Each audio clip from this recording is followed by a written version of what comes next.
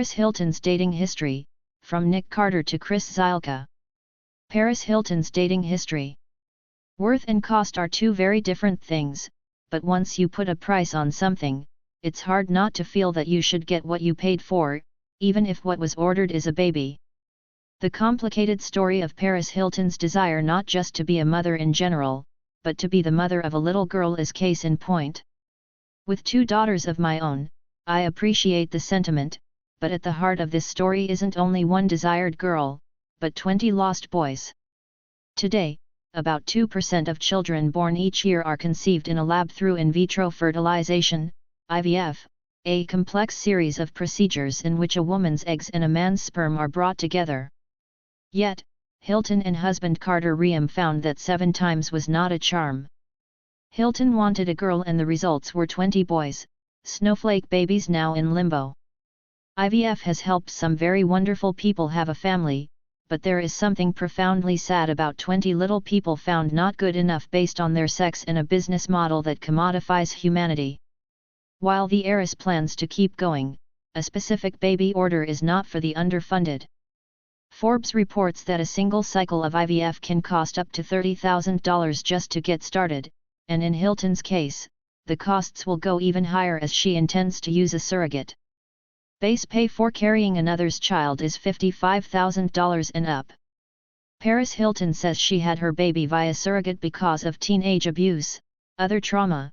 I want a family. But there are other costs, human costs as for those unchosen, and parents have 3 options: destroy them, donate them to science for research, or donate them to someone else. Creating disposable people on purpose is central to the IVF business model, troubling to many people who remember high school biology where we learned that a new life begins when egg and sperm unite. That didn't used to be a trick question on a test or a religious point of view. Preborn people are exactly like us, only smaller and without social media accounts. Because of the cost, creating far too many preborn than can safely be implanted leads to the kinds of arbitrary life and death decisions usually seen in war movies as Sophie's Choice. Some of those children are flushed away after failing genetic testing or sex screening, things that lead to accommodation or treatment among the born. Also troubling is a business model where people are owned by others, and wombs of the young and poor are rented out. Sofia Vergara and her former fiancé, Nick Loeb, went 20 rounds in court before the knockout punch to 2 children, whose rights to life didn't count in court because of papers drawn up on their ownership. In California, which is where the embryos were frozen, they are referred to as products, notes the Daily Mail.